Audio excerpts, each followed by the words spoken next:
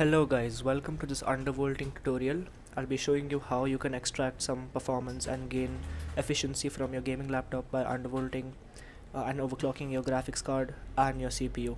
Now, before we get into the video, the undervolting for the CPU will be only for those who have AMD APUs, that is the H or the U series processors, and graphics card obviously you should have voltage monitoring unlocked and voltage control unlocked.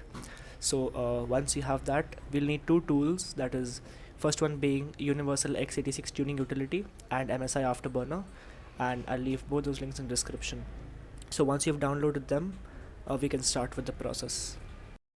Now before we undervolt our graphics card and overclock it, we'll check the temperature, power consumption, clock speeds and voltage by using GTA 5. I'll be using GTA 5 as the benchmark tool throughout this video.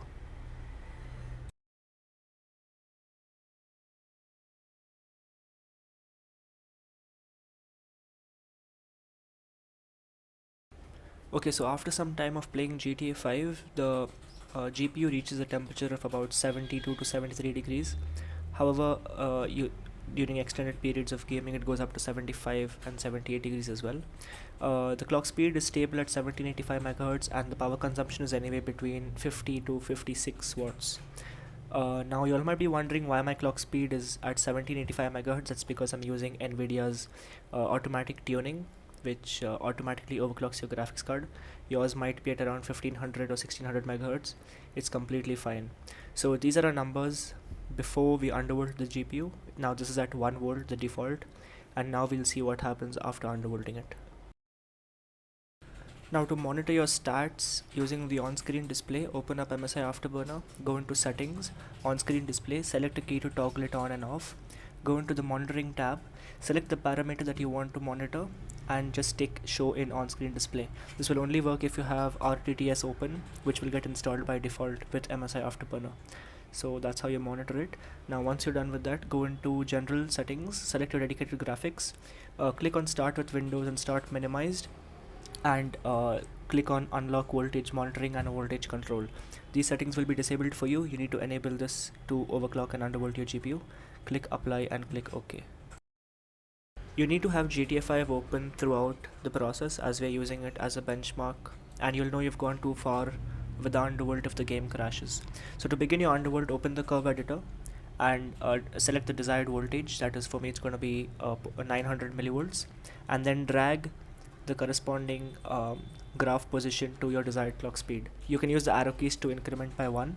So for me it's going to be 1785 megahertz at 0.9 volts. So use your arrow keys, and then once you've done that, hold shift control plus L on your keyboard and then click apply in MSI Afterburner. So it will make the rest of the graph plateau out and maintain 1785 megahertz. Then once you're back in the MSI Afterburner interface, select your memory clock speed. That is, I'm going to increase it by plus 399 megahertz, which is the most stable option for me. If I go anything over this, the games turn unstable, and the lowest overclocking value I can get, the lowest undervolting value I can get is 0.9 volts. So once you've done that, click the save icon, click the profile 1, 2, 3, 4 or 5 on the side, the right side of MSI Afterburner, and your profile will be saved.